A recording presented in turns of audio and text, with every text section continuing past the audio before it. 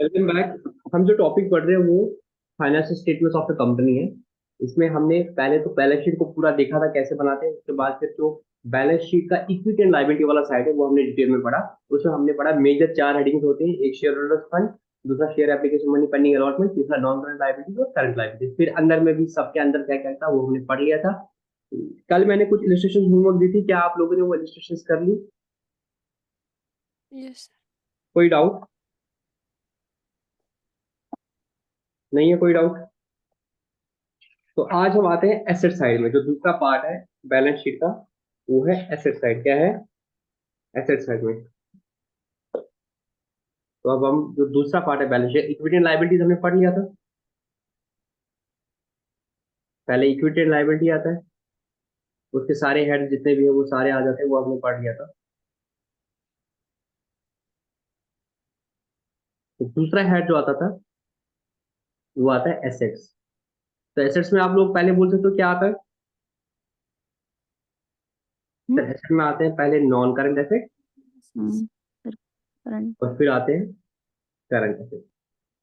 तो non current asset क्या है? नीचे मैंने क्या बोला, क्या आता है non current asset? Non current asset क्या होता है? वो एसेट जो करंट एसेट नहीं है। आप करंट एसेट क्या होता है वो मैं बाद में पढ़ेंगे, ठीक है ना? जैसे कल हमने करंट लायबिलिटी पढ़ा था। अब नॉन करंट एसेट में आता है पहला पार्ट, ये आप नोट करोगे, प्रॉपर्टी, प्लांट एंड इक्विपमेंट। आपकी बुक में ये नहीं होगा, उसको चेंज कर दें। बैलेंस शीट में जो नॉन करंट एसेट में आता है पहला पार्ट, वो आता है property, plant and equipment and intangible assets. क्या आता है? Property, intangible. Plant equipment and intangible assets. अब इसके अंदर जो ए है, इसके अंदर चार आते हैं। क्या आते हैं? चार आते हैं। एक आता है प्रॉपर्टी, प्लांट एंड इक्विपमेंट, ठीक है।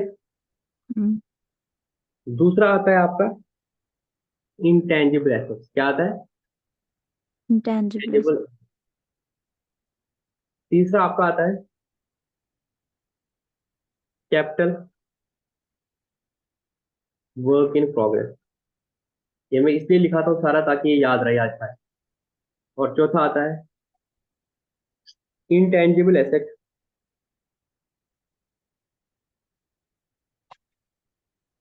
Under development. तो नॉन करंट एसेट में जो सबसे पहला पार्ट आएगा, सब हेड आएगा, वो आएगा इस नाम से, property, plant and equipment and intangible asset. ये पहला सब पार्ट है। अब इसके अंदर चार और है। क्या? प्रॉपर्टी, प्लांट एंड इक्विपमेंट आपको अलग से दिखाना पड़ेगा, इंटेंजिबल एसेट आपको अलग से दिखाने पड़ेंगे, कैपिटल वर्क इन प्रोग्रेस आपको अलग से दिखाने पड़ेगा, इंटेंजिबल एसेट्स अंडर डेवलपमेंट आपको अलग से दिखाने पड़ेंगे। फिर इनका नोट्स के अकाउंट बनेगा। सपोज ये नोट नंबर 13 आ गया, इंटेंजिबल एसेट्स क्या है वो 14 में आएगा, कैपिटल वर्क इन प्रोग्रेस की क्या डिटेल है वो 15 आएगा, इंटेंजिबल एसेट अंडर डेवलपमेंट कौन कौन से इंटेंजिबल एसेट है वो अंडर 16 आएगा, प्रॉपर्टी, प्लांट, इक्विपमेंट में आपके कौन कौन से एसेट है वो आप अलग से नोट बनाओगे। अब इन सब चीज को हम एक साथ डिटेल में पढ़ते हैं। अब मुझे बताओ, प्रॉपर्टी, प्रॉपर्टी का मतलब क्या होता है? पहले क्या होता था? पहले हम बोलते थे इनको फिक्स्ड एसेट। क्या बोलते थे? फिक्स्ड एसेट में हम बोलते थे टेंजिबल और इंटेंजिबल। पहले होता था ये हाँ। टेंजिबल और इंटेंजिबल। टेंजिबल क्या होता है? जिनको आप टच कर सकते हो। उसका हमने नाम दिया प्रॉपर्टी, प्लांट, इक्विपमेंट। अब मुझे बताओ, प्रॉपर्टी का मतलब क्या होता है नॉर्मली? Land and building. क्या मतलब होता है? Land and. लैंड। तो यहाँ पे आएगा लैंड या बिल्डिंग है। प्लांट, प्लांट का मतलब क्या होगा? Plant and machinery. और इक्विपमेंट जो आपका फर्नीचर वर्नीचर होता है। इन सबको हमने क्लब करके नाम रखा प्रॉपर्टी, प्लांट, इक्विपमेंट। इनका फिर नोट बनेगा, वहां पे बोलेंगे लैंड इतनी है, बिल्डिंग इतनी है, प्लांट एंड मशीनरी इतनी है, उसमें जो भी प्लांट मशीनरी वो सारा बोलेंगे, और फर्नीचर हमारा इतना है। तो वो सब हम रखेंगे प्रॉपर्टी, प्लांट एंड इक्विपमेंट है। क्या इसमें किसी को कोई डाउट? आपके व्हीकल्स है, आपके फर्नीचर एंड फिक्सचर है, आपका ऑफिस इक्विपमेंट है, या कोई भी एसेट जो है आपका टेंजेबल जो फिक्स्ड एसेट है वो आपका यहाँ पे आएगा। तो जो आप अर्स्ट वाइल फिक्स्ड एसेट बोलते थे और जो टेंजेबल होते थे वो यहाँ पे आएंगे, ठीक है। जो अर्स्ट वाइल हम बोलते थे पहले फिक्स्ड एसेट्स, और उनमें जो टेंजेबल होंगे जिनको आप देख सकते हो, जिनको आप टच कर सकते हो, वो आपने दिखाना है प्रॉपर्टी, प्लांट एंड इक्विपमेंट। इसका नाम चेंज कर लिया था एक दो साल पहले, क्योंकि हमने जो AS10 रखा था उसका नाम था accounting standard 10 for fixed asset. उसको हमने नाम चेंज कर दिया AS10 करके, नाम चेंज कर दिया accounting for property, plant, equipment. क्योंकि जो इंड एस है या IFRS है वहां पे इन चीजों को प्रॉपर्टी, प्लांट, इक्विपमेंट बोला जाता है। तो हमने भी बोला कि यार हमें ग्लोबलाइज करना है अपने फाइनेंशियल स्टेटमेंट को। बाहर का बंदा भी अगर इंडिया की बैलेंस शीट पढ़ना चाहिए उसको वैसे ही समझ आए जैसे वो अपनी कंट्री में। तो वहां पे प्रॉपर्टी प्लान इक्विपमेंट बोलते हैं, हमने भी यहाँ पे बोला कि हम फिक्स्ड एसेट करके टेंजिबल करके नहीं दिखाएंगे, हम भी प्रॉपर्टी प्लान इक्विपमेंट दिखाएंगे, क्योंकि अल्टीमेटली हमारा गोल वही है कि हम आईएफआरएस तक पहुंच जाएंगे इंशाल्लाह। जब तक आप सीए बनोगे हो सकता है तब तक इंडिया में आईएफआरएस लागू होंगे। तो इसमें मुझे और कुछ ज्यादा बोलने की जरूरत नहीं है, तो आपको सीधे याद रखना जो हम पहले बैलेंस शीट में बनाते थे फिक्स्ड एसेट टेंजिबल, वो सारे आएंगे प्रॉपर्टी प्लांट एंड इक्विपमेंट में। क्या आपको ये बात समझ आ गई? जी सर। अब इनटेंजिबल एसेट में क्या आ जाएगा? वो फिक्स्ड एसेट जो पेटेंट टेंजिबल नहीं गुडविल है, है। जिनको हम टच नहीं कर सकते, जिनको हम फील नहीं कर सकते, जिनको हम देख नहीं सकते। इसमें आपने पढ़ा था गुडविल, पढ़ा था पेटेंट, ब्रांड्स, ट्रेडमार्क, पढ़ा था ट्रेडमार्क, पढ़ा था पेटेंट, पढ़ा था कॉपीराइट, पढ़ा था लाइसेंसेस एंड फ्रेंचाइजेस जो भी आपको मिले हैं। अपने फ्रेंचाइजी की किसी को पिक कर दिया आपने, किसी की लाइसेंस खरीदी है, वो सारे आपके इंटेंजिबल एसेट्स है, वो सारे आपने यहाँ पे दिखाने पड़ेंगे। ठीक है।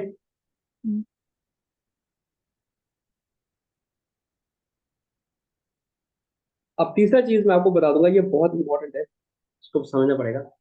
Capital work in progress. क्या आप में से कोई मुझे बताएगा कैपिटल वर्क इन प्रोग्रेस का मतलब क्या है? सर वो काम जो भी चल रहा है खत्म नहीं हो गया है, जो भी वर्किंग मतलब प्रोग्रेस में ही है, वो जो खत्म नहीं हो प्रोग्रेस में गया। ही है, बट वो क्या है, पहले ये बात है वो नॉन करंट एसेट है, और नॉन करंट एसेट में वो टेंजिबल वाला चीज बन रहा है। टेंजिबल, हाँ हाँ। अगर मतलब इनटेंजिबल होगा, बिल्डिंग का। अगर इनटेंजिबल एसेट कुछ हमारा बन रहा होगा तो यहाँ पे आएगा इनटेंजिबल एसेट अंडर डेवलपमेंट।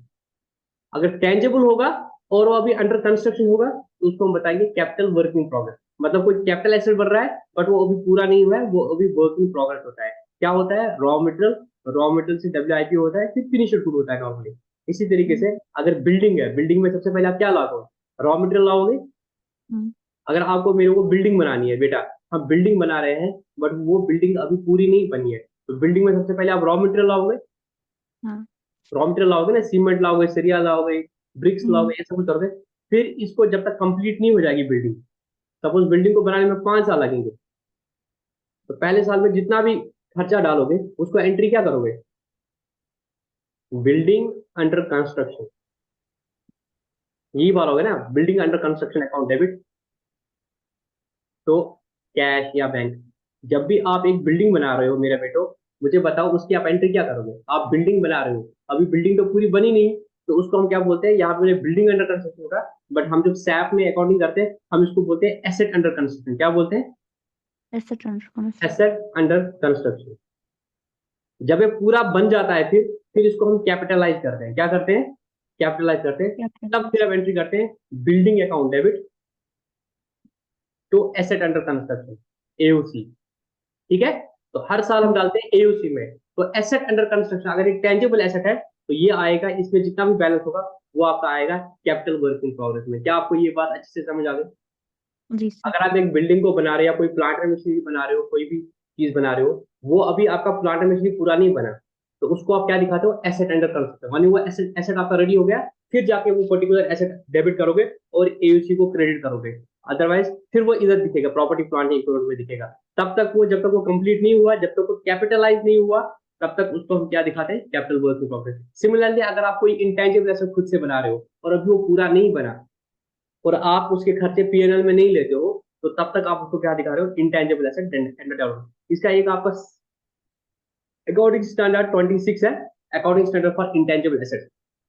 जैसे हमारी कंपनी में क्या होता है, एक डिपार्टमेंट होता है, उसको बोलते हैं आर एंड डी डिपार्टमेंट। क्या बोलते हैं? R and D department. क्या मतलब होता है? Research and development department. वो रिसर्च करते रहते हैं। क्या करते रहते हैं बेटा? वो रिसर्च। रिसर्च करते रहते हैं। और how does this things work? जैसे हम किसी चीज पे काम कर रहे हैं, हम सोचते हैं यार ये टेक्नोलॉजी हम बना देंगे, ये चीज हम बना देंगे, इससे फिर ये चीज होगा। जब हमें लगता है जब हमें लगता है कि हम इस प्रोजेक्ट पे खर्चा कर रहे हैं, अगर हमें लगता है कि भाई इससे हम कोई चीज ऐसा बना देंगे जिसको हम पेटेंटाइज करा सकते हैं, जिसको हम पेटेंटाइज करा सकते हैं, उसका हम पेटेंट ले पाएंगे, तो पेटेंट अगर उसका हम ले पाएंगे तो हमारा ये एसेट बन जाएगा। उसको बोलेंगे इंटेंजिबल एसेट। क्या बोलते हैं? इंटेंजिबल। पेटेंट क्या होता है? पेटेंट क्या होता है? आपने कोई मूवी देखी है, थ्री इडियट्स करके मूवी, या कोई और मूवी जिसमें आपने ये वर्ड देखा पेटेंट? क्या उनका वो पेटेंट है? तो नॉर्मली आप कोई टेक्नोलॉजी बनाते हो, कोई फॉर्मूला बनाते हो, तो आप उसका पेटेंट रजिस्टर करा दो कि कोई और इसको नहीं बना सकता मेरे बगैर, इस फॉर्मूला के पीछे मेरा हाथ है। जो जितनी भी दवा की कंपनियां ये क्या करते हैं, जिसने कोविड की वैक्सीन बना दी, वो सबसे पहले क्या करते हैं, उसका पेटेंट बनाते हैं। जितनी भी आप देखोगे दवाइयां देते हो, वो सब लोग क्या करते हैं, इस फॉर्मूला को पेटेंटाइज करते हैं। तो इसको फिर कोई और बना नहीं सकता है। फिर अगर वो बनाना हम्म चाहे तो उसे फिर इन बंदों को रॉयल्टी देना पड़ेगा, इनकी फ्रेंचाइजी हम्म, लेनी पड़ेगी। तो जी ये लोग कैसे करते हैं, तो ये टेक्नोलॉजी बनाते हैं। जैसे मैं एक कंपनी में जॉब कर रहा हूँ, इंडियन ऑयल में। तो हमारे पास क्या है, हम रिफाइनरी है, हम रिफाइनिंग में है। हम क्या करते हैं, बाहर का वाली कंट्री से, अरब से, बाकी ईरान से क्या करते हैं, हम क्रूड ऑयल लाते हैं, कच्चा तेल लाते हैं, और उसको रिफाइन करके वहां से पेट्रोल निकालते हैं, डीजल निकालते हैं, केरोसिन निकालते हैं, एटीएफ निकालते हैं, नेफ्था निकालते हैं, बाकी सब चीजें, एलपीजी, ये सब कुछ निकालते हैं। अब इसके पीछे टेक्नोलॉजी होती है। जिन लोगों ने ये टेक्नोलॉजी बना दी, उन्होंने पता क्या किया इसको, उनने इस टेक्नोलॉजी को, इस फॉर्मूला को, केमिकल फॉर्मूला को, यहाँ पे ये कैटलिस्ट लगेगा, यहाँ पे इतनी टेम्परेचर रखेंगे, वो रखेंगे, वो पूरा फॉर्मूला, वो प्रोसेस जो बना के उसको पेटेंटाइज कराते हैं। एक एक्ट होता है, उसके थ्रू वो रजिस्टर कराते हैं। अब इस फॉर्मूला को कोई और बंदा खुद से यूज नहीं कर सकता है, क्योंकि इन्होंने इसका पेटेंट लिया है। तो अब देखो, जो कंपनी इस पे वर्क करते हैं आर एंड डी पे, वो बहुत सारा खर्चा करते हैं इस पे, करते हम्म नहीं करते। आप उस कंपनी को, जो ये पूरा जो ये सेंटेस्ट है, वो कंपनी जो रिसर्च एंड डेवलपमेंट लगे हैं, वो सारा ये खर्चा करती है। अब मुझे बता, आप उस कंपनी के अकाउंटेंट हो, वो कंपनी इस आर एंड डी पे जितना भी खर्चा करती है, इस खर्चे को क्या करेगी, पीएनएल में डालेगी कि एसेट एसेट रखेगी? आप समझ जाओ। आप अपने अभी 5 मिनट के लिए अपने आप को एक ऐसी कंपनी का अकाउंटेंट समझ लो, जो रिसर्च एंड डेवलपमेंट पे, जो आर एंड डी करती रहती है और कुछ टेक्नोलॉजी बनाती है। क्या वो हर बार टेक्नोलॉजी सक्सेसफुली बना पाएगी? The answer is the answer is हर बार नहीं। हर बार नहीं। वही सही है, द आंसर इज नो। कोई कंपनी जो कोई टेक्नोलॉजी बना रही है या कोई फॉर्मुला बना रही है, क्या वो हर बार सक्सेसफुल? क्या थॉमस अल्वा एडिसन ने डिसाइड किया कि मैं इलेक्ट्रिक बल्ब बनाऊंगा, क्या वो पहले ही गो में सक्सेसफुल हुआ? The answer is no. The answer is, मैं आपको नो। ऐसी बात बता रहा हूं, जो आज तक मैं सीए बनने तक मुझे कहीं नहीं बताई गई। मैं ऐसे आपको पढ़ा रहा हूँ, believe me, please be focused. मैं आपको वो बात बता रहा हूँ जो मुझे आज तक किसी ने नहीं बताई। और ये जो मैं आपको बता रहा हूँ, ये मैं आपको बता रहा हूँ अपने सीए की पढ़ाई के साथ, और उसके बाद जो मेरा प्रैक्टिकल एक्सपीरियंस है, उसके बाद बता रहा हूँ। तो प्लीज बी फोकस्ड, बहुत इंपॉर्टेंट बातें मैं आपको बता रहा हूँ। अदरवाइज मैं 2 सेकंड में बोलता था, जो इंटेंसिव अभी नहीं बना है, अभी तैयार है, वो आप उधर डाल दो। बट नहीं, मैंने आपको चार्टर्ड अकाउंट बनाना है, कल को आपको बड़ी बड़ी कंपनीज का चार्टर्ड अकाउंटेंट रहना है। तो you need to be clear, आपको क्लियर थॉट प्रोसेस होना चाहिए, अभी से होना चाहिए। किसी चीज को हल्के में नहीं लेना। इंटेंजिबल एसेट डेवलपमेंट, अरे कैसे होता है इंटेंजिबल एसेट डेवलपमेंट, उसको मैं समझा रहा हूँ। तो प्लीज बी फोकस। तो मैं आपको क्या बोल रहा था, आप अपने आप को विजुअलाइज करो, आप एक ऐसी कंपनी में के अकाउंटेंट हो जो ये काम करती है, रिसर्च एंड डेवलपमेंट करके कोई पेटेंट बनाती है। क्या ये हर बार सक्सेसफुल हो जाएगी? आज दिन में इतनी मेहनत करेगी, कोविड कोविड की वैक्सीन बना देंगे, क्या ये सक्सेसफुल हो जाएंगे? The answer is no. No. ये कंपनीज आर एंड डी करती रहती है, आर एंड डी करती रहती है। द पॉइंट इज भाई, आर एंड डी पे खर्चा लगता है ना, हम्म खर्चा लगेगा। ऐसे तो आप कुछ सोचोगे तो उनको खर्चा नहीं लगता है। Now the question will arise, you are the accountant of the company, वो कंपनी अंधाधुंध खर्चा कर रही है। इस साल में उन्होंने डिफरेंट 10 प्रोजेक्ट पे काम कर रहे हैं। तो ये एक एक्सपेरिमेंट नंबर 1 था, ये एक्सपेरिमेंट नंबर 2 था, ये प्रोजेक्ट नंबर 3 था, ये प्रोजेक्ट नंबर 4 था, ये प्रोजेक्ट नंबर 5 था। इन सब पे वो बेटा खर्चा कर रही है। इस पे उनने 3 लाख रुपया खर्चा कर लिया, इस पे उनने 50 लाख रुपया खर्चा कर लिया, इस पे 10 लाख रुपया खर्चा कर लिया, इस पे भी 20 लाख रुपया खर्चा कर दिया, इस पे भी 1 करोड़ रुपया खर्चा कर लिया। Now you are the accountant of this company, you are be told भाई इनके इन 5 प्रोजेक्ट पे इतना खर्चा करिए कि कुछ बना पाएंगे हम, कुछ बना हम्म पाएंगे हम। तो आप इन खर्चों को जो इनने कर दिया, पीएनएल में डाले हुए कि इंटेंजिबल एसेट दिखाओगे? जल्दी बताओ। पीएनएल में पीएनएल। खर्चा किया ना, आप अकाउंटेंट हो, वो खर्चा कर रहे हैं, वो आपके पास आएगी भाई खर्चा करना है, कैशियर ने खर्चा दे दिया, तुम बोलोगे यार इसका तो मेरे को अकाउंटिंग करना है ना, मैं इसको पीएनएल में डालूं कि मैं इसको बैलेंस शीट में डालूं? P&L पीएनएल में क्यों? खर्चा है ना। खर्चा है, लेकिन एसेट सर कभी नहीं दिखाएंगे। फ्यूचर बेनिफिट भी दे सकता है ना हमें, हमें मत ना पता है ये सक्सेसफुल हो गया नहीं होगा। हाँ, तो क्या करेंगे? तो हम इसको बैलेंस शीट में दिखाएंगे इसी हेडिंग में कि अगर अंडर कोई फ्यूचर डेवलपमेंट में इकोनॉमिक है। बेनिफिट नहीं मिला इससे, तो तो सक्सेस फिर बताइए, अनसक्सेसफुल हो गया। तो फिर हम उसका खर्चा दिखाएंगे ना कि हमें इतना लॉस, फिर हमें लॉस हो जाएगा ना उसमें से। अगर कोई बेनिफिट आएगा तो पता ही है, तो आप बोल रहे हो कि एसेट बन अभी एसेट जाएगा। दिखाएंगे? हाँ, नहीं, क्योंकि हमें सस्पेंस पता देखो नहीं देखो है। करना देखो देखो, यहाँ पे दो, this is what I wanting, exactly यही जा रहा है। मेरे पास अभी 2 आंसर आए हैं। एक एक स्कूल ऑफ थॉट बोलता है कि सर जो भी हम खर्चा करेंगे हम इसको पीएनएल में दिखाएंगे। एक हम्म, स्कूल ऑफ थॉट आता है, वो बोलता है कि सर हम इसको बैलेंस शीट में दिखाएंगे। यही आ रहा है।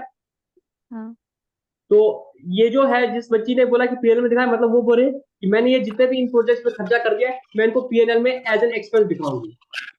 हम्म, और दूसरी बच्ची है वो बोलती है कि नहीं सर, हो सकता है इससे मुझे फ्यूचर इकोनॉमिक बेनिफिट आ जाएगा, क्योंकि यूं ही मेरे को कोई टेक्नोलॉजी बनेगी मैं चुपचाप करके उसका पेटेंटाइज कराऊंगा और फिर मैं वहां से पैसा कमा सकता हूँ, मेरा एक इंटेंजिबल एसेट क्रिएट हो जाएगा। यही कहना है आपका बेटा? तो आप बोल रहे कि दिस इज माई एसेट, मैं उसको कैपिटलाइज करूंगी, एज एन इंटेंजिबल एसेट दिखाओगे। किसी और को कुछ बोलना है? मुझे लगता है एक साहिबा ने बोला कि हम इसको एक्सपेंस दिखाने के पीएनएल में, और एक बच्ची मुन्नसा ने बोला कि हम इसको एसेट दिखाएंगे क्योंकि इससे फ्यूचर इकोनॉमिक बेनिफिट हो सकता है। कोई और बाकी दो बच्चों में से कि कोई बोलता है साहिबा ठीक है, कोई बोलता है मुनाजा ठीक है। जल्दी बताओ जल्दी बताओ, हम बहुत करीब है आंसर के। सर बैलेंस शीट में दिखाएंगे। तो मुनजा ने बोला बैलेंस शीट में, और नातिका ने भी बोला बैलेंस शीट में।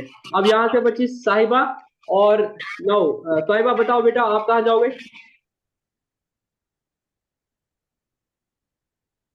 जल्दी बताओ बेटा। प्रॉफिट लॉस में। तो अब तो फिर चेयरमैन को वोट लेना पड़ेगा कि चेयरमैन क्या बोलेगा, पीएनएल बोलेगा कि बैलेंस शीट? चेयरमैन कौन है? आप लतीफ सर। चेयरमैन मैं हूँ। मैं बोलता हूँ, मैं यहाँ भी बोलता हूँ, मैं यहाँ भी जाऊंगा। ठीक है, मैं पीएनएल मैं बोल रहा हूँ, जो पीएनएल बोल रहे हैं वो भी ठीक बोल रहे हैं, थोड़ी सी गलती लग रही है। जो लोग बैलेंस शीट बोल रहे हैं वो भी ठीक बोल रहे हैं, थोड़ी सी गलती लग रही है। तो तुम दोनों अपनी अपनी जगह पे ठीक हो, बट थोड़ा सा मैं स्लाइड एज दूंगा मुनजा को, जिसने ये बोला कि सर इससे फ्यूचर इकोनॉमिक बेनिफिट हो सकते हैं, और इस चक्कर में हम इसको बैलेंस शीट में दिखाएंगे। बेटा हो सकते नहीं हो सकते ये हमें देखना पड़ेगा आज की डेट में। जिस दिन आप डिसाइड करोगे कि ये पीएनएल में जाएगा या ये आपका कैपिटलाइज हो जाएगा, उस दिन आपको क्या करना पड़ेगा? विजुअलाइज करना पड़ेगा। मैं प्रोजेक्ट नंबर 1 को देखूंगा। बेटा देखो आप बहुत अच्छा था, मुझे बहुत मजा आ रहा है पढ़ाने में, क्योंकि आप लोग रेस्पॉन्ड कर रहे हो और आप लोग दिमाग लड़ा रहे हो। अब देखो क्या करना है आपको, big accountant of that company. कोई टीचर आपको ये नहीं बताएगा, इस एज में कोई नहीं बताएगा, बिलीव मी। बट मैं बहुत प्राउड फील कर रहा हूं कि आप ये दिमाग से काम ले पा रहे हो। नाउ सी, देखो बेटा हम क्या करेंगे, मैं आपके लिए काम आसान करूंगा। आप बोलोगे हाँ सर ठीक आ रहा है, समझ आ रहा है। प्रोजेक्ट नंबर 1 को देखेंगे। मैंने अभी आपको बोला ये 5 प्रोजेक्ट पे काम करिए। प्रोजेक्ट नंबर 1 पे देखेंगे। प्रोजेक्ट नंबर 1 पे देखेंगे तो हम आज की डेट में देखेंगे कि एक स्टेज आएगा जब आप किसी भी प्रोजेक्ट में काम कर रहे हो।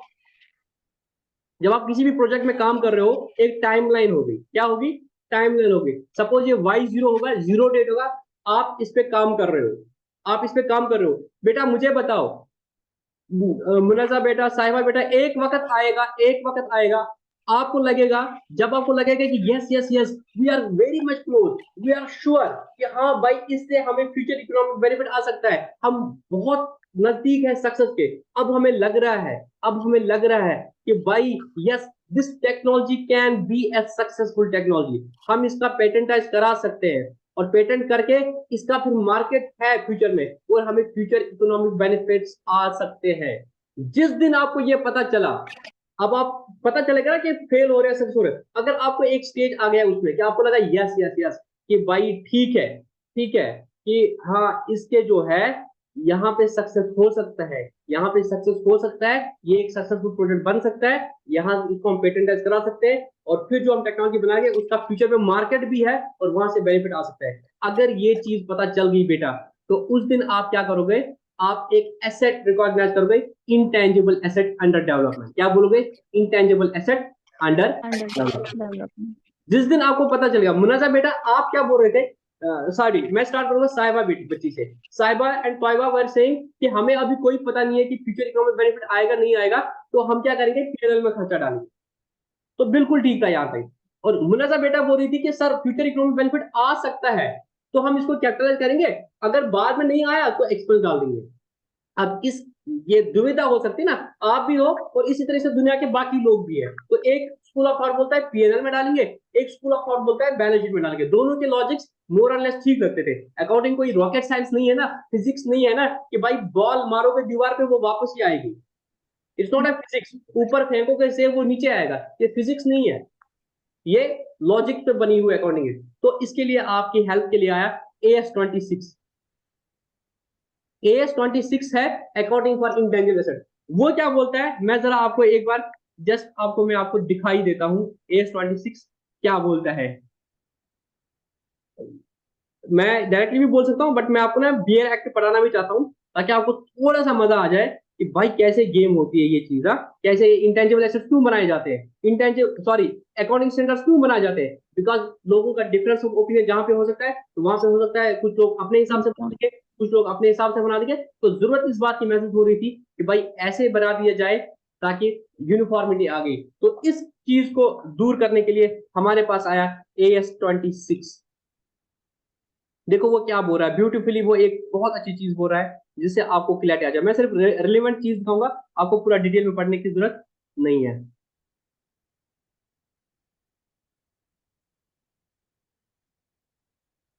Just give me 1 minute please. हाँ, ओके सर। पढ़ने में मजा आ रहा है कि बोर हो रहे हो, नो सर, मजा आ रहा है। कुछ सीख रहे हो हम्म कि वरना जो बोलशी मैंगल तुला और पढ़ना वाली इधर अच्छे सर। पढ़ना नहीं जरूरत है।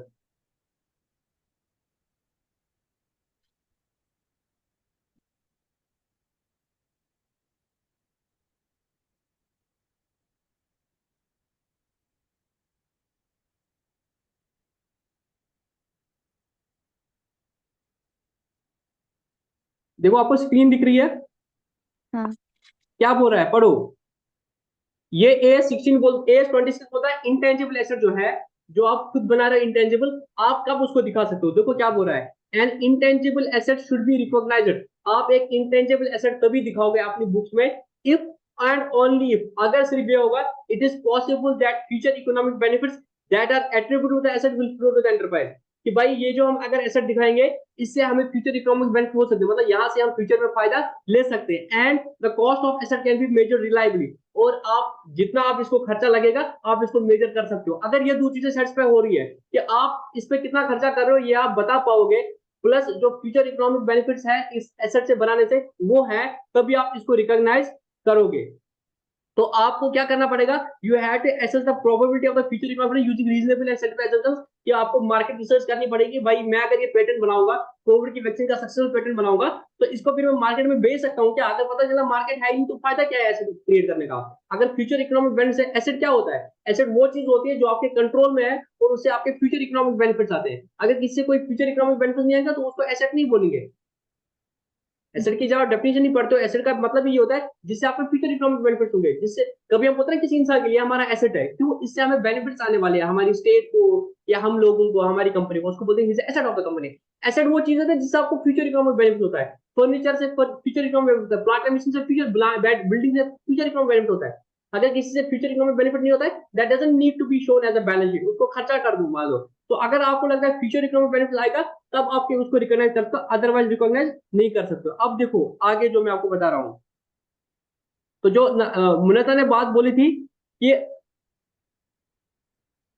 हमें लगेगा फ्यूचर इकोनॉमिक बेनिफिट्स है तो हम रिकॉग्नाइज करेंगे। तो मुन्नता ने ऐसे बोला था कि सर हम इसको बैलेंस शीट में दिखा देंगे एज एन इंटेंजिबल एसेट, क्योंकि फ्यूचर में इकोनॉमिक बेनिफिट हो सकते हैं। ये सही तरीका नहीं है। तो सही तरीका है अगर हम श्योर है कि फ्यूचर इकोनॉमिक बेनिफिट्स आएंगे तभी हम इसको कैपिटलाइज करेंगे, अदरवाइज कैपिटलाइज नहीं करेंगे, अदरवाइज पीएनएल में डालेंगे। तो दोनों बच्चे कहीं ना कहीं सही थे। तो ऐसा नहीं है कि हर केस में हम पीएनएल में डालेंगे और ऐसा नहीं है हर केस में इसको इंटेंजिबल एसेट अंडर डेवलपमेंट डालेंगे। तो we have to see case on case basis. अगर हमें लग रहा है कि इस चीज से फ्यूचर इकोनॉमिक बेनिफिट्स होने वाले हैं और इसकी कॉस्ट को मेजर कर पाएंगे, इसमें कितना खर्चा लग रहा है, तो इसको कैपिटलाइज करो as an intangible asset under development. One से बन जाएगा तब ये इंटेंजिबल एसेट आएगा, जब तक नहीं बनेगा, जब तक इस पेटेंट पे हम काम कर रहे हैं तो उस पे तब तक अगर हमें लग रहा है कि ये पेटेंट सक्सेसफुल हो जाएगा तो इसको हम इंटेंजिबल एसेट अंडर डेवलपमेंट दिखा देंगे, intangible patent under development code देंगे, ये पेटेंट है।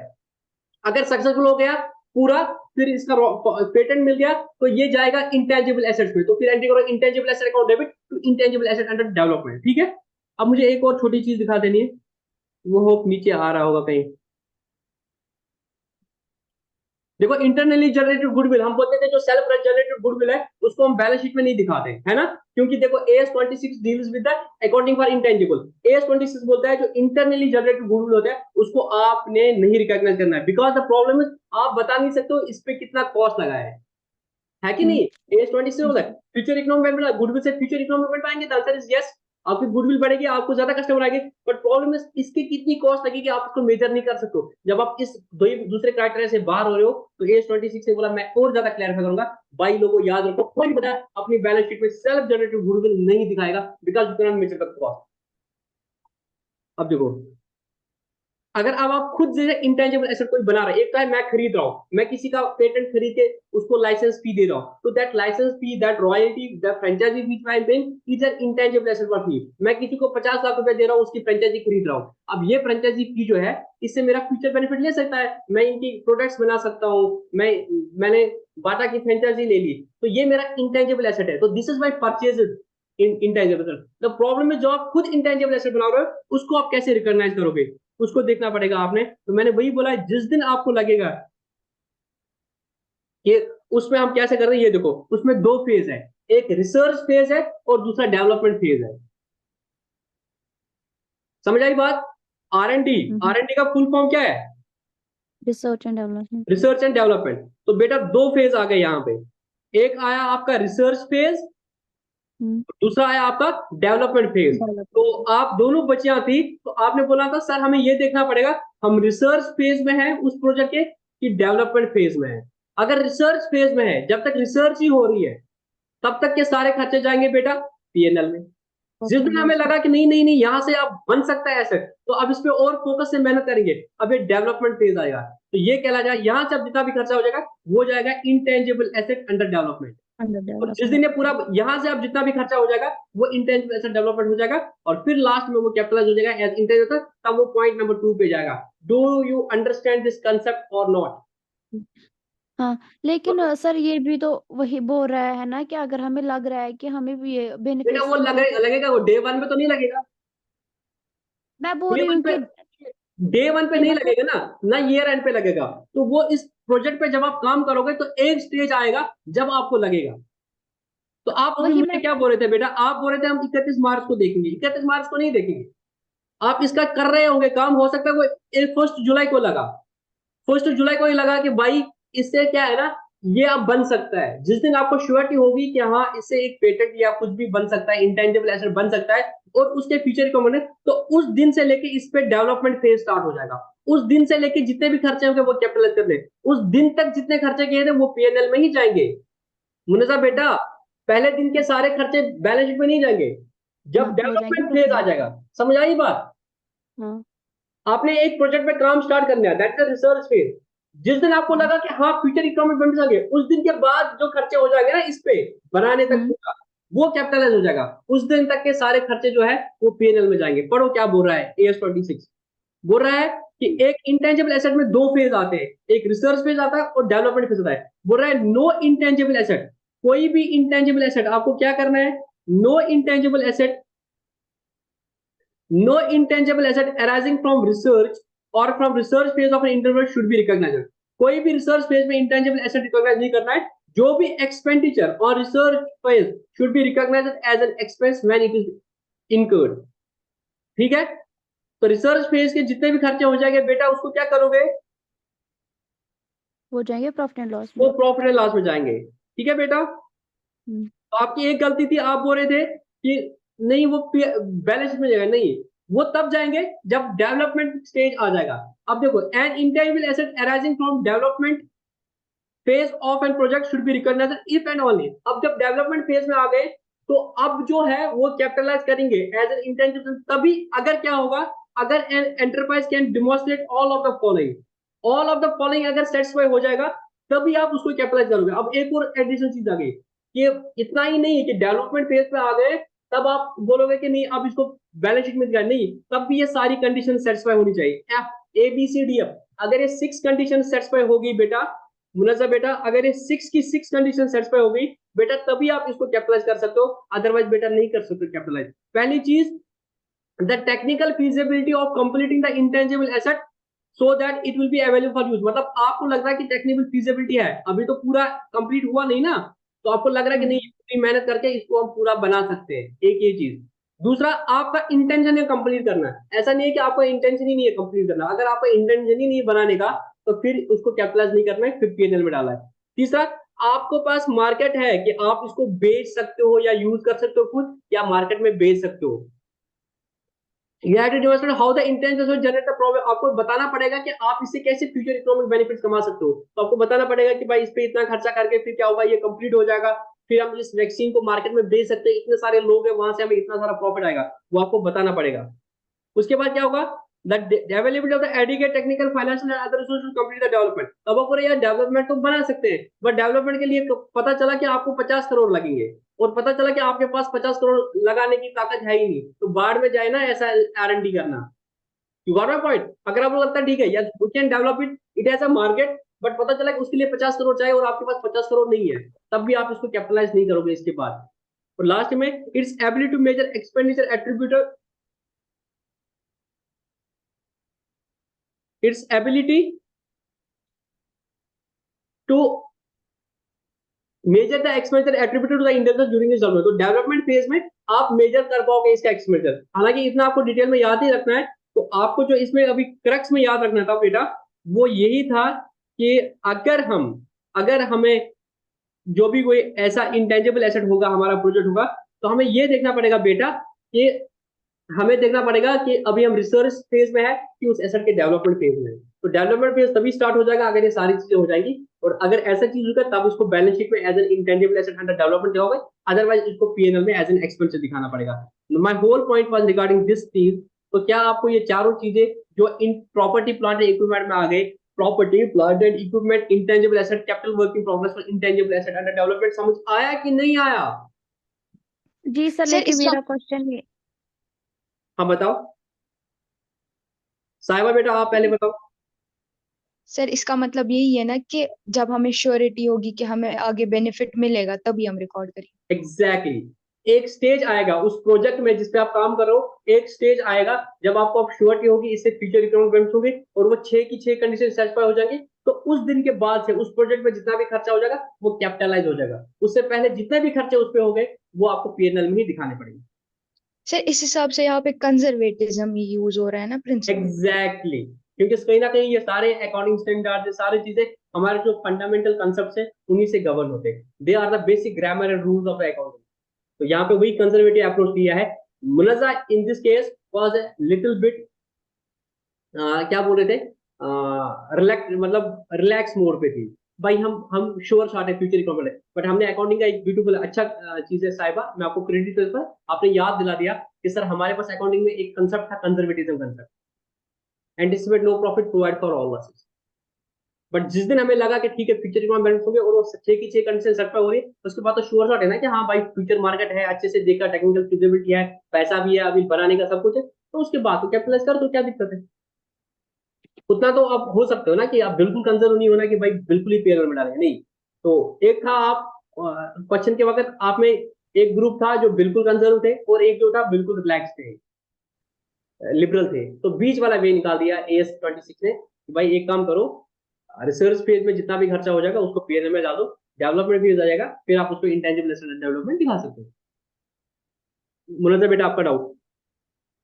सर मेरा ये है कि जब वो स्टेज आएगा ना, वहाँ पे हमें श्योरिटी होती है कि हम अब इससे बेनिफिट इनकर कर सकते हैं फ्यूचर में। लेकिन ऐसा भी हो सकता है ना कि अगर हमने देखा कि इससे हो सकता है कुछ फ्यूचर कंटेंजेंसीज की वजह से, अगर वो नहीं हुआ तो फिर क्या करेंगे? फिर उसको हटा देंगे। अभी मैंने उसको इंटेंजिबल एसेट डेवलपमेंट डाल दिया ना, और अब हम्म। इस फेज में दिखाऊंगा। अब 2 फेज आ गए इसके, लेट्स कंक्लूड इट। तो अगर बेटा 2 फेज आ गए, हम्म। मैं ऐसा बताऊं, ये मेरा रिसर्च फेज आ गया, हम्म। ये डेवलपमेंट फेज आ गया। हम्म।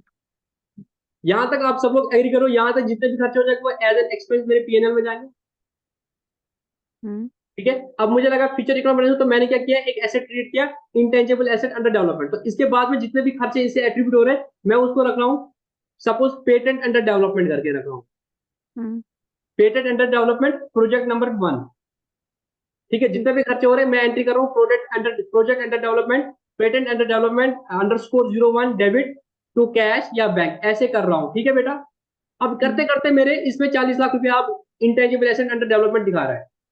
अब दो चीजें हो सकती है, इसमें मुझे 40 लाख लगे, 40 लाख लगाने के बाद दो चीजें हो सकती है, इंटेंजिबल एसेट वजूद में आया, इंटेंजिबल एसेट वजूद में नहीं आया, यही हो सकता है। हाँ। अगर इंटेंजिबल एसेट बाद में वजूद में आया तो एंट्री क्या हो जाएगी, एंट्री हो जाएगी पेटेंट अकाउंट डेबिट। जब मैं इसको पेटेंट टेस्ट कराऊंगा, अब मैं इसको पूरा एसेट दिखाऊंगा, patent account debit to patent under development, हम्म। जो _1 था उसको क्रेडिट करूंगा और इस सारे पेटेंट करके इंटेंजिबल एसेट के अंडर दिखा दूंगा। अगर ये नहीं बना, ये फेल हो गया उसके बाद भी, तो अब इस खर्चे को मैंने राइट ऑफ करना पड़ेगा पीएनएल में, तो एंट्री करूंगा profit and loss account debit to patent under development underscore 1। ये जो मैंने इसका हाँ कोड इसी दे दिया क्योंकि मेरे पास बहुत हाँ सारे पेटेंट हो सकते हैं, तब इसको पीएनएल में सर खर्चा करूंगा। बट यस, इस डेवलपमेंट फेज तक मैं इसको इंटेंजिबल एसेट अंडर डेवलपमेंट दिखा दूंगा। बाद में ऐसा हो सकता है, अभी मुझे लग रहा था कि मार्केट है, बाद में पता चला कि यार बाद में दो साल बाद पता चला यार कोविड तो कुछ नहीं था, लोगों को दवाई लेने की जरूरत नहीं पड़ी, तो मेरा ये पेटेंट फालतू में जाया हो गया, पीएनएल में डाल दूंगा। But for that time being मैं इसको as an intangible asset under development दिखा सकता हूँ। अगर फिर वो एसेट बन गया तो इंटेंजिबल एसेट में आएगा, नहीं तो फिर गाल खात में जाएगा पीएनएल में। सर इसी कॉन्टेक्स्ट में मैंने भी बोला था। बेटा मैं बोल रहा हूँ आप दोनों ने ठीक बोला था ना, अलग अलग कंटेक्स्ट में, तो इसकी थोड़ी और वजाहत कर ली AS20। मैंने दोनों को बोला किसी कोई गलत है। नहीं मैं बोल रही हूँ कि मैंने इस कॉन्टेक्स्ट में बोला था कि यही हाँ होगा। आपने इसी कंटेक्स्ट में बोला था, वो मुझे समझ आया, बट मैं बोल रहा हूँ अब AS26 ने क्लैरिटी दे दी, तब तो झगड़ा नहीं होगा। आप चाहे आप तोयबा बैलेंस शीट बना देगी, साहिबा बेटी बैलेंस शीट बनाएगी, मुनजा बनाएगी या नातिका बेटी बनाएगी, तो दोनों के जो है AS26 को फॉलो करेंगे। AS26 को फॉलो करेंगे तो दोनों तीनों एक ही प्रोसेस फॉलो करेंगे, एक ही प्रोसेस फॉलो करोगे तो यूनिफॉर्मिटी आएगी, जिसको डिसीजन लेना होगा वो सही डिसीजन ले पाएगा। This is the ultimate goal of making the financial statement, कि भाई जो स्टेक होल्डर है जिसको डिसीजन लेना है उसको सही डिसीजन लेना आना चाहिए। वो कब पॉसिबल होगा? वो तभी पॉसिबल होगा अगर आप uniformly balance sheet financial statement बनाओगे, तो उसके लिए आपको इंटेंजिबल बोलेगा, आपको भी बोलेगा कि भाई रिसर्च पे जो मत ले लो एसेट, आपको भी बोलेगा, तो दोनों नहीं लेंगे। प्रॉब्लम क्या होती है, पहले केस में एक पीएनएल में डाल रहा था, एक एसेट में डाल रहा था, जो बेचारी 50 लाख का खर्चा पीएनएल में डाल रही थी और दूसरा उसको एसेट दिखा रहा था। अब इसका तो प्रॉफिट 50 लाख से कम हो गया और आपका 50 लाख से एसेट बन गया, बोलेंगे अब मुनजा की कंपनी अच्छी है। दोनों देखा जाए तो एक ही स्टेज पर है, तो धोखा लग सकता था ना, आपकी कंपनी में ज्यादा लोग पैसा लगाते, पता चला कि आप तो लिबरल थे, ये बेचारी कंजर्व थी, तो यूनिफॉर्मिटी नहीं आई। तो that's why there is the concept of uniformity and there is the concept of the need of the accounting standards, ताकि ये यूनिफॉर्मिटी आ जाए। अब समझ आ रहा है ये एएस क्यों बना दिए गए हैं, तो यूनिफॉर्मिटी का क्या मतलब था, समझ आई बात? Yes sir. तो एक सुना वाला, इसमें बहुत हिकमत है, इनको याद रखना है, बिकॉज ये आपको ऑनेस्ट में बोल रहा हूँ, ऐसे मैंने खुद भी नहीं पढ़ते हुए देखा है कि ऐसे कोरिलेट हो जाएंगी चीजें। कंजर्वेटिज्म यहाँ से आ गया, फिर एस की जरूरत इसलिए आ गई, फिर अल्टीमेट गोल ये था कि भाई फाइनेंशियल में जो है वो यूनिफॉर्मिटी होगी उसमें, ताकि दोनों सेम ही बना देंगे, सेम सेट ऑफ रूल्स के हिसाब से बना देंगे, ताकि जिसको डिसीजन लेना वो अल्टीमेटली सही डिसीजन ले ले। अदरवाइज तो ये पता क्या गलती है, लेंगे ना पीएल में मेरी मर्जी है, वो बोलती मेरी मर्जी है यार। एट द एंड तो जिनको डिसीजन लेना वो सही डिसीजन ले पाए ना, आपके लिए नहीं बना रहे हैं बैलेंस शीट, आपकी ईगो को सेटिस्फाई करने के लिए नहीं बना रहे, बना रहे हैं कि भाई जिनको इससे डिसीजन लेना है वो सही डिसीजन ले पाए। गॉट इट और नॉट? तो क्या आपको नॉन करंट एसेट में जो पहला पार्ट था अच्छे से समझ आया? मुझे रट्टा वाला याद नहीं रखना है, रट्टा वाला मैं आपको बोल देता कि भाई रट्टा कर देना इसको। मैं चाहता हूं कि कल को आप अपने आप को कहीं इंडस्ट्री में जाओगे तो आपको पूरी क्लैरिटी होगी इंटेंजिबल एसेट में डेवलपमेंट कब आएगा। बिलीव मी, बहुत सारे सीएस होते हैं जिनको ये क्लैरिटी नहीं होती कि भाई इधर क्यों आएगा उधर क्यों नहीं आएगा, इसके पीछे लॉजिक क्या है। गो बाय द लॉजिक, किसी भी चीज में लॉजिक को मत छोड़ो, जब तक लॉजिक समझ नहीं आएगा पकड़ते रहो उस चीज को, लॉजिक को समझो। वंस लॉजिक को समझोगे फिर आप इंशाल्लाह अपने आप में वो चेंज देखोगे कि आप दूसरों से कैसे अलग होंगे। ठीक है, तो हमने अभी ए पार्ट पढ़ा, इसमें नॉन करंट एसेट में जो पहला पार्ट आएगा वो होगा property plant and equipment and intangible asset. उसके अंदर आएगा एक प्रॉपर्टी प्लांट एंड इक्विपमेंट, दूसरा उसमें आएगा इंटेंजिबल एसेट, तीसरा आएगा कैपिटल वर्क इन प्रोग्रेस और चौथा आएगा इंटेंजिबल एसेट अंडर डेवलपमेंट। ठीक है, जी ठीक सर गोपरीमोहन। अब दूसरा चीज क्या था? Current asset. दूसरा था, नहीं नहीं नहीं बेटा, अभी हम नॉन करंट एसेट ही पढ़ रहे हैं ना, इसमें अभी ए पार्ट ही बोला हमने, इसमें हमने ए पार्ट ही बोला प्रॉपर्टी प्लांट इक्विपमेंट, अभी नॉन करंट एसेट ही चल रहा है, उसमें बी पार्ट है अभी बेटा, मिनकेट के सरी नॉन करंट एसेट खत्म, इसमें दूसरा पार्ट है अभी नॉन करंट एसेट में, दूसरा पार्ट है नॉन करंट इन्वेस्टमेंट होगा शायद से। हाँ, नॉन करंट इन्वेस्टमेंट, बेटा आपकी इन्वेस्टमेंट जो है, अगर आपने एज ए कंपनी कहीं पे पैसा लगाया है दैट्स योर इन्वेस्टमेंट। बेटा वो इन्वेस्टमेंट आपकी 1 साल की हो सकती है, 1 साल से ज्यादा हो सकती है, अगर 1 साल से ज्यादा होगी तो कहाँ आएगी बेटा? नॉन करंट में। तो कैपिटल जो करंट नॉन करंट एसेट है उसमें एक हेड बनाना पड़ेगा नॉन करंट इन्वेस्टमेंट। तो जितनी भी आपकी नॉन करंट इन्वेस्टमेंट है, जितनी भी आपकी लॉन्ग टर्म इन्वेस्टमेंट है, वो कहाँ पे दिखाओगे आप? नॉन करंट इन्वेस्टमेंट में। आपने एफडी की है 10 साल की, that's your non current investment. ठीक है बेटा जी। तीसरा पार्ट आएगा आपका डेफर्ड टैक्स एसेट। अब इसमें मुझे कुछ बोलने की जरूरत नहीं है ना बेटा? No sir, possible. मैंने आपको बोला था कि डेफर्ड टैक्स एसेट एक कंपनी का या तो एसेट हो सकता है या लायबिलिटी होता है। नेट में एक चीज पे आपको एसेट क्रिएट हो सकता है, दूसरी में लायबिलिटी क्रिएट होता है, दोनों का नेट करके इंपैक्ट देखो क्या फिगर आ रही है। अगर लाइबिलिटी आ रही है तो उस तरह से ही आएगा, नॉन करंट लाइबिलिटीज में आएगा। और अगर एसेट बढ़ रहा है तो नॉन करंट एसेट में, बिकॉज ये 1 साल के बाद सेट ऑफ हो सकते हैं, 1 साल में सेट ऑफ नहीं होंगे, 1 साल के बाद सेट ऑफ हो सकती है, तो तभी ये नॉन करंट में आएगा, डेफर्ड टैक्स एसेट। और चौथा क्या हो सकता है? हो सकता है आपने लोगों को लोन और एडवांस दिए, जिस तरह से आपने लोन और एडवांस लिए थे वो आपकी लॉन्ग टर्म बोरिंग आई थी नॉन करंट लाइबिलिटी में, और अगर आपने लोगों को पैसे दिए हैं लोन और एडवांस करके, तो वो आपका लॉन्ग टर्म लोन एडवांस होगा, तो वो नॉन करंट एसेट में आएगा।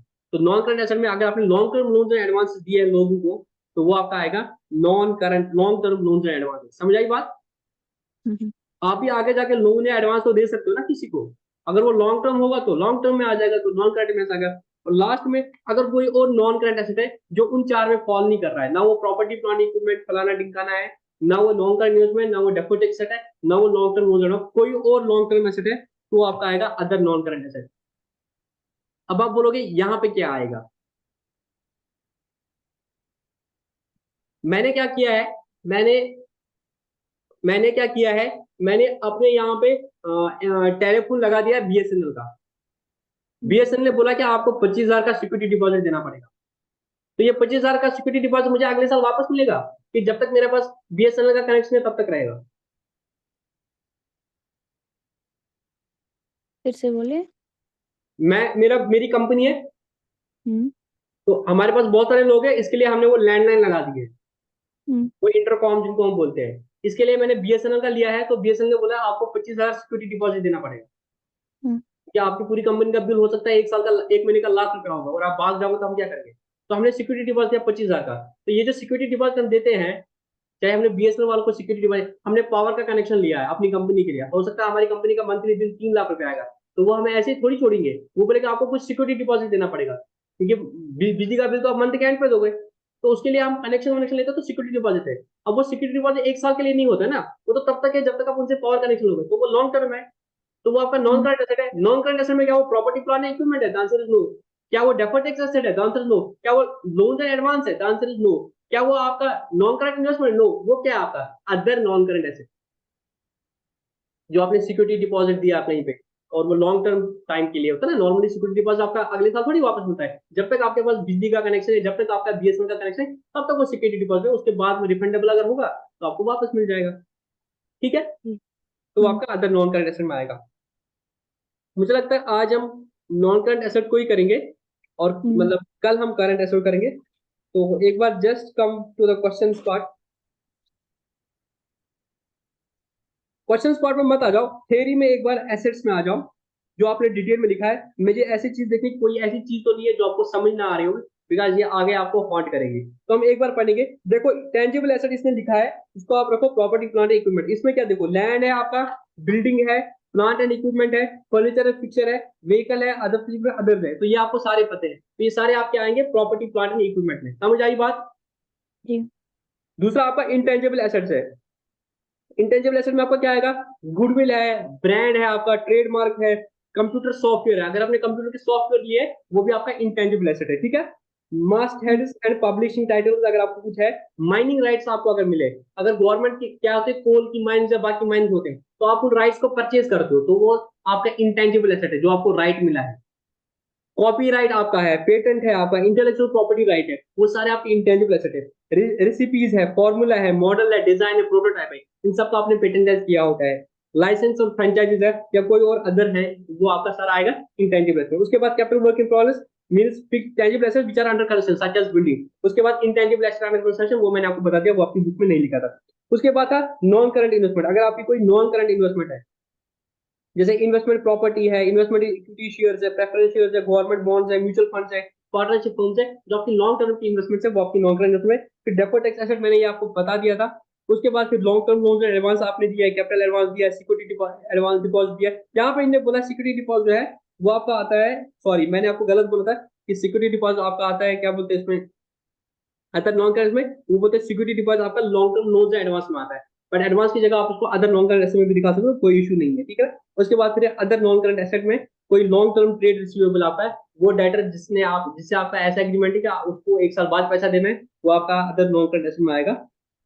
और दूसरा इसमें अदर्स आपको नाम मेंशन करना पड़ेगा, बट ऐसा कुछ होता नहीं। एक्सपेंस ऑन डिस्काउंट डिबेंचर जो अप्रैल में वो हम पहले ही सारा राइट ऑफ करते हैं, तो वो आज की डेट में एप्लीकेबल नहीं है। तो कल हमारा बचा करंट एसेट, तो कल हम करंट एसेट करेंगे। आज आपको कोई होमवर्क नहीं है, मन होगा तो होमवर्क कुछ करना, मन नहीं होगा तो एटलीस्ट जो हमने ये पार्ट पढ़ा आज non current investment, non current asset का, इसकी जो थ्योरी है वो आप कल पढ़ लेना। कोई डाउट आपको होगा कि सर ये बता दिए ये क्या होता है, वो मैं कल के लेक्चर में बता दूंगा। ठीक है बेटो? Yes sir. ठीक है, सेशन को क्लोज करें। हो सकता है हाँ। कुछ दिन आपकी क्या बोलते हैं, एक मिनट वेट करो।